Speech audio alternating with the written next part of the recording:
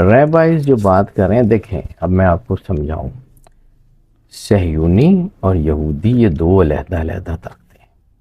ہم جب صہیونیوں کی بات کرتے ہیں تو ہم یہودیوں کو بھول جاتے ہیں۔ یہودی وہ ہیں جو اللہ کے نبیوں کو ماننے والے ہیں، لیکن پھر انہی یہودیوں کے اندر صہیونی بنے، اور پھر یہ جو زائنسٹ، جیسے صہیونیوں کا ترجمہ ہے زائنسٹ، کچھ لوگوں کو صہیونی سمجھ نہیں آئے گا، زائنسٹ جو ہیں وہ جو بنے تو وہ ہر ریلیجن میں پینیٹریٹ کیے۔ اب سمجھنا پڑے گا کہ یہ جو پوری لڑائی ہے یہ کس کی کب کہاں شروع ہوئی۔ لڑائی شروع ہوتی ہے آدم علیہ السلام کی تخلیق سے۔ شیطان نے اللہ کو کیا کہا تھا کہ میں صراط مستقیم پہ بیٹھ جاؤں گا اور میں آنے جانے والوں کو بہکاؤں گا۔ تو اللہ نے کیا کہا تھا کہ جو میرے ہوں گے اس کو تو بہکا نہیں سکتا۔ تو شیطان نے کہا تھا مالک اس آدم کو سجدہ کرنے کی وجہ سے تو نے مجھے رد کیا نا، اب میں اس آدم کی اولاد سے خود کو سجدہ کرواؤں گا۔ تو آج ہمیں مختلف چیزوں کی بنیاد پہ یہ بانٹا جاتا ہے، مختلف ریلیجن میں، مختلف چیزوں میں، اور ہمارے اندر جو تفرقہ ہے یہ بھی پیچھے انہی طاقتوں کی وجہ سے ہے۔ دین کے جو ہے وہ حصے خراب کیے جاتے ہیں، دین میں اس کی جو وحدت ہے اس کو پارا کیا جاتا ہے، یہ بھی اسی نیگیٹو طاقتوں کے جو ہے وہ کارسازیاں ہیں۔ اور یہ ساری یہ جو معاملات اس وقت ہونے جا رہے ہیں، اگر آپ سمجھیں تو یہ بالکل عروج کا وقت ہے، بالکل عروج کا وقت ہے نیگیٹو طاقتوں کے۔ اور اس کے بعد زیادہ ٹائم نہیں ہے عیسیٰ علیہ السلام کے ظہور میں اور مولا امیر کائنات مولا امام مہدی علیہ السلام صاحب العصر والزمان کے ظہور میں وقت زیادہ نہیں ہے۔ اب سمجھیں، عام لوگ جس کی بات کرتے ہیں، جس کو یہودی مسیحا کہتے ہیں، کیونکہ یہودی بھی جو اصلی یہودی ہیں وہ بہت پیچھے چلے گئے ہیں۔ اس وقت یہ جو ہم کہتے ہیں کہ یہودیوں کا ملک اسرائیل ہے، that is not the Jewish country, that is the زائنسٹ country. Jewish نہیں ہے، زائنسٹ ہے، اور وہ جو زائنسٹ ہیں وہ بیسیکلی وہی شیطان کے پیروکار ہیں جو اس کے ایجنڈے پہ کام کر رہے ہیں۔ دجال کا ترجمہ دجل یعنی دھوکہ، دھوکے کی سب سے بڑی شکل۔ اب یہاں پہ ایک اور چیز، ایک دھوکہ شیطان ہمیں دے رہا ہے اور ایک دھوکہ ہم خود اپنے آپ کو دے رہے ہیں، شاید وہ اس سے بھی زیادہ بڑا دھوکہ ہے۔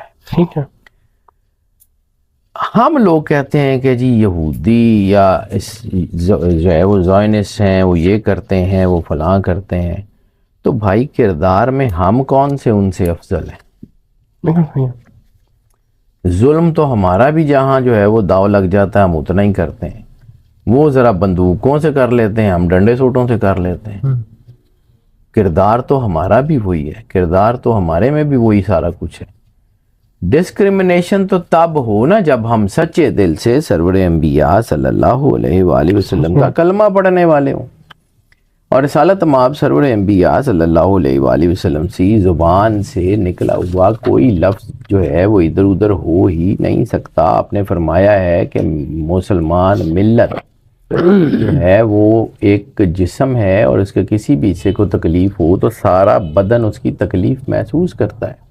آج ہمیں غزہ کی تکلیف تو ہو نہیں رہی، آج ہمیں جو ہے وہ لبنان کی، شام کی کوئی تکلیف تو ہو نہیں رہی، تو کیا نعوذ باللہ سرور انبیاء صلی اللہ علیہ وآلہ وسلم کے فرمان میں کوئی مسئلہ ہے، یا ہمیں اتنے ٹرینکولائزرز لگ گئے ہوئے ہیں کہ ہم سن ہو چکے ہیں، ہمیں اس درد کا احساس ہی نہیں رہا، ہمیں اس تکلیف کا احساس ہی نہیں رہا۔ ان کے بچے مر رہے ہیں، ہم عیاشیاں کر رہے ہیں، ان کے بچے مرتے ہیں، ہم کانسرٹس کراتے ہیں، وہاں جنگ اپنے عروج پہ ہوتی ہے، وہاں قتل عام ہو رہا ہوتا ہے، تو ہمارے یہاں جو ہے وہ غیر ملکی رقاصائیں آ کے ہماری سٹیج کے اوپر رقص کر رہی ہوتی ہیں۔ ایسے ہی خطہ عرب کی تباہی کی حدیث جو سرور انبیاء صلی اللہ علیہ وآلہ وسلم بادشاہ کونین نے فرمائی ہے کہ ویل للعرب ویل للعرب ویل للعرب، 3 مرتبہ آپ نے فرمایا کہ عرب تباہ ہو گیا، عرب تباہ ہو گیا، عرب تباہ ہو گیا۔ تو بی بی زینب بنت جہش ام المومنین نے سرور انبیاء صلی اللہ علیہ وآلہ وسلم سے پوچھا کہ یا رسول اللہ آپ کو کس چیز نے اتنا پریشان کیا؟ آپ سوئے ہوئے تھے، ایک دم سے اٹھے، فرمایا ویل عرب. بی بی زینب بنت جہش قریب تھیں، آپ نے رسالت مآب سرور انبیاء صلی اللہ علیہ وسلم کی پیشانی پہ ہاتھ رکھا. فرماتی ہیں کہ پسینے کے قطرے تھے ماتھے کے اوپر، اور سرکار فرما رہے تھے کہ خطہ عرب اس وقت تک تباہ نہیں ہوگا جب تک عرب کے بادشاہ بت پرستوں کے ساتھ مل کے بت پرستی نہ شروع کر دیں. آپ نے بت پرستی ہوتی ہوئی دیکھ ہی لی ہے نا. اب باقاعدہ اس کی پوجا کرنا یا تھالی پکڑ کے ہلاتے رہنا، مطلب یزید کی فوج میں امام حسین پہ حملہ کرنے والے یا نہ حملہ کرنے والے سارے ہی برابر ہیں. تھے تو وہ یزیدی ہی، ٹھیک ہے، حملہ کریں یا نہ کریں، لڑیں یا نہ لڑیں، لیکن تھے تو وہ یزیدی ہی. تو یزیدیوں کا جو لشکر ہے یا صہیونیوں کا لشکر ہے، اس میں ہم لوگ بھی تو شامل ہیں. وہ میں بھی ہو سکتا ہوں، وہ آپ بھی ہو سکتے ہیں، وہ اور باقی سارے لوگ بھی ہو سکتے ہیں. اس وقت جو ڈفرینشیٹ ہوگا وہ تو کردار ہوگا. بالکل صحیح ہے، ٹھیک ہے. اب واپس آتے ہیں ٹاپک کو. یہ جتنی میں نے بات کی یہ ضمناً تھی، لیکن اس کو یہ کرنی ضروری تھی. اب آ جاتے ہیں کہ وہ جو ان کا مسیحا ہے وہ اینٹی کرائسٹ، دجال، شیطانی طاقتیں اس کا انتظار کریں. اور اگر یہ کہوں جتنی مجھے سمجھ آتی ہے کہ اللہ، میں نے آپ کو کہا تھا کہ اللہ جو ہے نا وہ مقابلہ بڑا ٹف دیتا ہے، ٹھیک ہے. شیطان اپنی پوری آب و تاب سے جو ہے وہ آئے گا دجال کی شکل لے کے. لیوسیفیرین بیسیکلی شیطان کے پجاری ہیں. زائنس بیسیکلی اسی لیوسیفر کے پجاری ہیں، اسی اینٹی کرائسٹ کے پجاری ہیں، اسی یعنی شیطان مجسم ہو کے خود آئے گا. اب علامہ صاحب، میں نے بار بار آپ کو کہا ہے کہ ہم نے بڑا ظلم کیا اپنے بچوں کے ساتھ جب نے علامہ اقبال ان کی جڑوں میں سے نکال دیے، بیڑا غرق کر دیا ہم نے اپنے سارا کچھ کا. یہ جو علامہ صاحب نے کہا تھا نا کہ یورپ کو، ابلیس کو یورپ کی مشینوں کا سہارا، مومن ہے تو بے تیغ بھی لڑتا ہے سپاہی. ان مشینوں کی انرجی بڑی شاندار ہے. یہ آپ کو ابھی اے آئی کے کرامات سمجھ نہیں آئے، ابھی ذرا 2-4 سال گزر لینے دیں، آپ کو سمجھ آئے گا کہ شیطان کیسے مشینوں میں سے بولتا ہے، شیطان کیسے آپ کو کیپچر کرتا ہے. آپ کو خود آئیڈیا ہو جائے گا. یہ زیادہ لمبی کہانی نہیں ہے، یہ آنے والے چند سال کی بات ہے. آپ کو خود سے آئیڈیا ہو جائے گا یہ سائبورگز کیا ہوتے ہیں. یہ انسان کے اندر چپیں لگا کے انسان کو جو ہے اس کے برین اینڈ ہارٹ نیورونز، اس کے سوچنے سمجھنے کی صلاحیت کیسے فنا کی جا سکتی ہے، کلچرز ہزاروں سال کے کیسے تباہ کیے جا سکتے ہیں، زندگی کا بیڑا غرق کیسے کیا جا سکتا ہے. آپ کو خود سے پتہ لگ جائے گا یہ آنے والا وقت.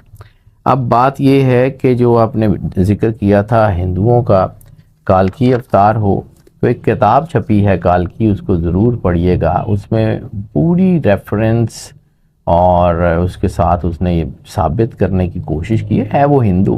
اس نے یہ بتانے کی، یہ سناتن دھرم کے جو پرانے ودوان ہیں نا، یہ بڑے ٹھیک لوگ ہیں. میں نے آپ کو پچھلی ویڈیو میں ایک اشارتاً کہا تھا کہ ہو سکتا ہے اللہ نے یہاں کوئی دین اتارا ہو جس کی شکل بدل گئی ہو.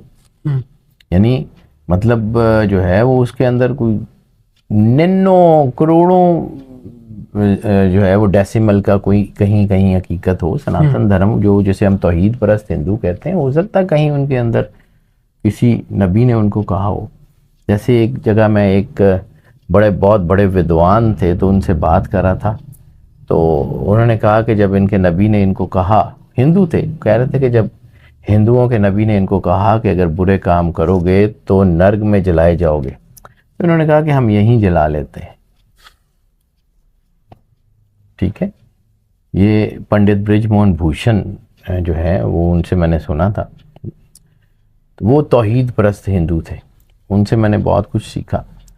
خیر ٹو کٹ شارٹ، کہ جب یہ وقت آئے گا نا تو کالکی اوتار کی جو کتاب ہے اس میں سرور انبیاء صلی اللہ علیہ وآلہ وسلم کی ساری نشانیاں ہیں. وہ کہتا ہے کہ یہ جو آخری کالکی اوتار ہے وہ آ چکا ہے.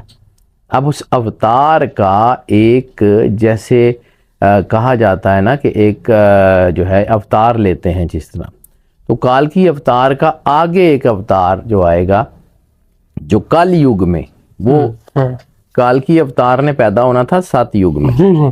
7 یگ کے بعد یعنی سرور انبیاء صلی اللہ علیہ وآلہ وسلم کے کم از کم 1000 سال بعد, کم از کم, اس سے زیادہ ہو سکتے ہیں, اس سے کم نہیں ہو سکتے, جس شخصیت نے آنا ہے وہ اس مہادیو مہامد کا اوتار ہے.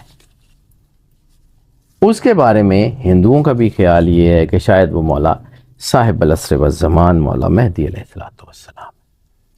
اور اسی کے ساتھ ساتھ جو ہے ایک حدیث ہے جس کے بارے میں لوگ ضعیف کہتے ہیں, ٹھیک ہے, میں اس کی سند کے اوپر جو ہے بات نہیں کر رہا ہوں, لیکن اس میں ایک جو جملہ ہے وہ میرے بڑے دل کو لگتا ہے اور بڑی مستند جو ہے وہ سناد کے ساتھ حدیث ہے, متواتر سناد کے ساتھ ہے کہ سرکار ختمی مرتبت بادشاہ کونین صلی اللہ علیہ وآلہ وسلم ایک جگہ تشریف فرما تھے, موسٹ لائکلی مسجد نبوی میں, کیونکہ ابن ماجہ نے بھی اس کے اوپر کام کیا اور خاص طور پہ محی الدین ابن عربی کی کتاب میں تو اس حدیث کا بڑا کمال کی ڈیفینیشنز ہیں, پڑھنے والی ہے. ہم چونکہ کتابیں پڑھتے نہیں ہیں تو ہم ذرا گمراہ ہو جاتے ہیں. تو سرور انبیاء صلی اللہ علیہ وسلم امام مہدی علیہ السلام کی جو ہے وہ تعریف بیان کر رہے تھے. بڑی جو ہے وہ ایک چہرے کے اوپر ایک خوشی تھی, طمانینت تھی اور بڑے ایک جذبے کے ساتھ بیان کر رہے تھے. تو جناب ابو ذر غفاری یا سلمان فارسی, مجھے ایگزیکٹلی مجھے جہاں سے چیزیں بھول رہی ہیں, لیکن وہ پاس بیٹھے ہوئے تھے, موسٹ لائکلی سرکار ابو ذر غفاری.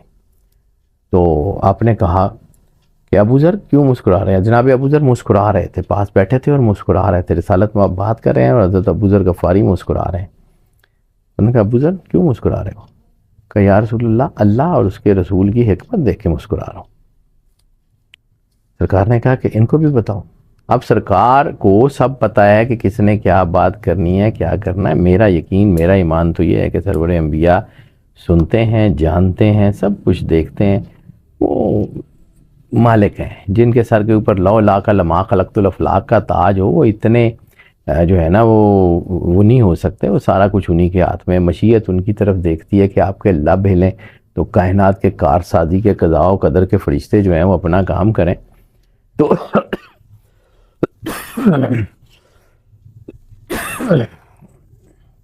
سرکار ختمی مرتبت بادشاہ کونین نے کہا کہ ابو ذر بتاؤ. ان کا یا رسول اللہ مجھے لگتا ہے کہ جس طرح آپ بیان فرما رہے ہیں آپ نے تشریف لانی. اب سرکار اس کو ہاں کہہ دیتے تو ہم ہاں مان لیتے, سرکار اس کو نہ کہہ دیتے تو ہم نہ مان لیتے. سرکار ختمی مرتبت کی یہ حدیث یہیں پہ ختم ہو جاتی ہے. آپ نے نہ ہاں کہی نہ کہی, آپ نے بات بدل دی. اب اس کا ترجمہ مجھے نہیں آتا, اس کا ترجمہ کیا ہے, لیکن اگر شیطان اپنی پوری آب و تاب کے ساتھ, اپنی پوری انرجی کے ساتھ آ رہا ہے تو پھر اس کے مقابلے میں بھی تو کوئی ویسا ہی ہوگا نا. پھر عیسیٰ علیہ السلام نبی ہیں, بھلے وہ اپنی نبوت چھوڑ چکے, بھلے وہ اپنی جو ہے وہ امی جو ہے نا امت کی حیثیت سے تشریف لائیں گے. سرکار ختمی مرتبت بادشاہ کونین کے امتی کی حیثیت سے آئیں گے, لیکن اس کے باوجود ان کا ایک سٹیٹس تو ہے نا.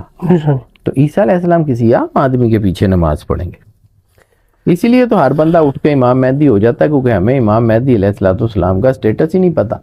ہمیں پتہ ہی نہیں ہے کہ وہ کون سی پرسنالٹی ہیں, وہ کون ہیں, وہ کیا کریں گے, کیسے کریں گے, ہمیں آئیڈیا ہی نہیں ہے. شاہ جی یہ بتائیں کہ مسجد اقصیٰ پر پھر یہودی ایک دفعہ قابض ہو جائے, گریٹر اسرائیل بنے گا, مسجد اقصیٰ پہ 3rd ٹیمپل بنے گا. 3rd ٹیمپل بنے گا تو اینٹی کرائسٹ آئے گا.